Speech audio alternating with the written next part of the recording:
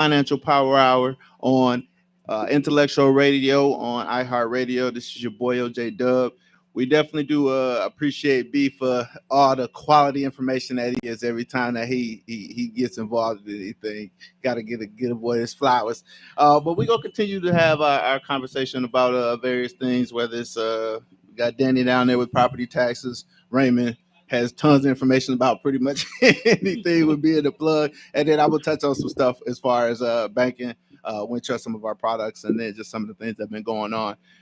So I was just asking you guys about, kind of touching on fear. Fear of just, people that you deal with being kind of hesitant to want to do the steps that basically they're coming to you for a reason. But then when you give them the information, they're kind of still hesitant or kind of like questioning you and your expertise in what you were doing. Like I said, even though they came to you for that information.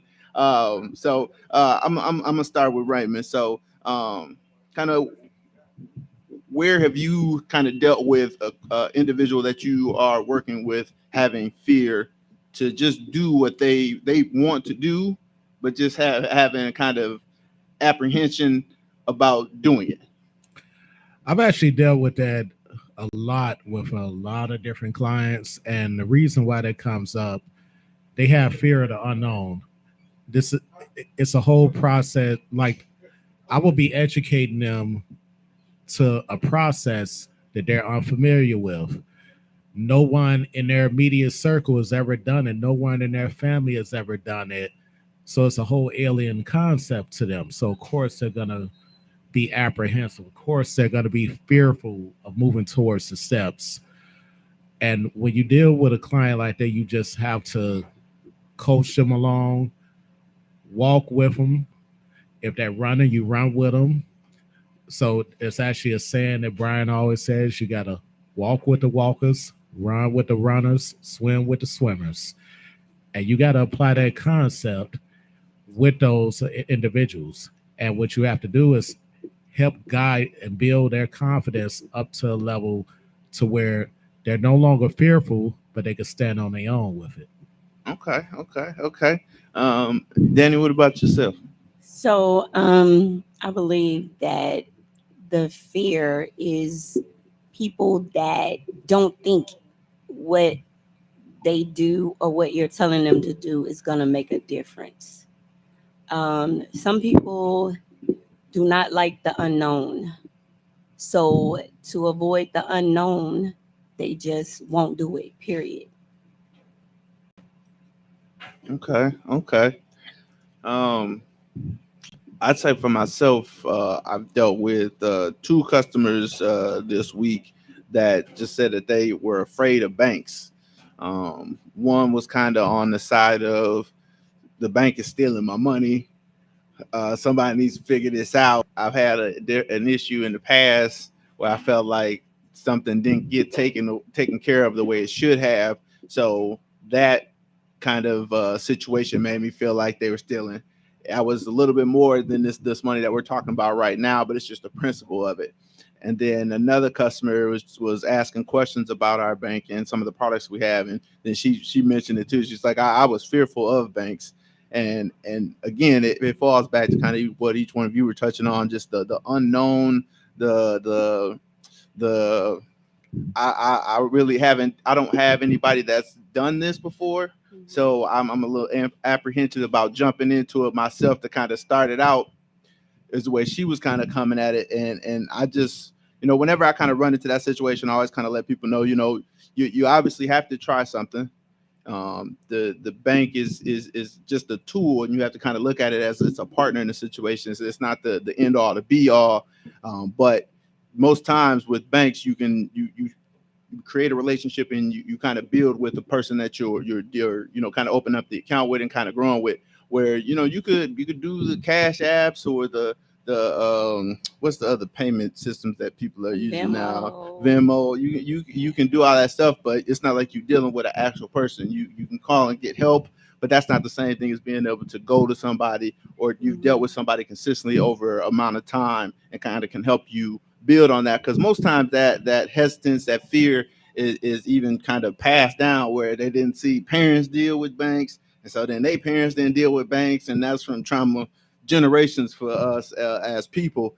But to kind of my point with them was just like, you have to use it as it's a partnership. It can't be the end all, the be all, because there's obviously a lot of great tools that you can use, but you want to make sure you kind of do your research and make sure you know what relationship you're getting into or what you're getting involved in, whether it be your guys' services or your guys' example. If a person does his research, they'll be a little bit more comfortable about what they're doing, as opposed to being, I know that you are a professional in your lane, but I ain't really dealt with it, so I don't really know if I should kind of run with everything that you're saying to me as well, if what you say holds as much credence as if I had actually done a little research and kind of had an idea on what's going on, type of thing. You know what I'm saying? So I just there are just moments where you feel like people should be more trusting, especially when you're the expert and they're coming to you for the information, but you still kind of get that pushback at times. So yeah. I want to chime in on that conversation right there, Orlando. So these customers, they're afraid of banks, but they would rather use Cash App. So what they don't understand is banks are FDIC insured. Cash App is not. If your money's stolen through Cash App, which is a lot easily stolen through Cash App, your money's just gone. At least with a bank, it may be a process. The process may take a week or two. However, you will get your money back. And I've also dealt with this concept when it comes to insurance clients in the past, where I would be talking with an insurance client and I tell them, look, the company needs to auto draft your payment directly from your bank account. They're only going to deal with you if you have a bank account. And they would say, well, why do I need a bank account? Why can't I just hand the money to you? I said, I would let them know the insurance company fronted you a $400,000 policy, which means soon as I walk out this door, you're insured for $400,000. How much money have you paid into this policy? Nothing. So, of course, to secure that money the best way they can. So in a way, they do a favor, just get the bank account, let them take the payment how they take the payment. I was dealing with somebody with FDIC insurance this week too. So that's kind of crazy that you brought that up. And Danny, I definitely want you to chime back in on that. But as far as the FDIC insurance situation, like I didn't know that. I mean, obviously everybody knows kind of what FDIC insurance is. Basically, if the banks go under, they're going to guarantee up to $250,000 per individual that's on that account. So, like I said, was it the 20s? I think it was Black Friday when everywhere was the run on the bank and the banks kind of collapsed. Those individuals, and actually that was the second lady that was fearful. I was kind of talking to her about that, and she heard a story on. So that that was the story. She had seen something on Instagram that like Chase, Bank of America, PNC, and another bank were about to start closing down branches, and there was some stuff, and she's like, I told my son to take all his money out the bank. And I was like, wait, you heard? Okay. So I'm like, I like to ask people questions when they say stuff like that. So I'm like, okay, show me the story that you read. So then I get on Google and I'm get the Google and stuff. I'm like, I don't see nothing about nobody closing branches and no issues. And then she wasn't able to find it, but then she found me another story. And it was that the banks were going to have issues as far as getting loans paid back. And I was like, well, that's just because of the economy situation. People can't pay all their bills. So those banks will allow those people to pay them something.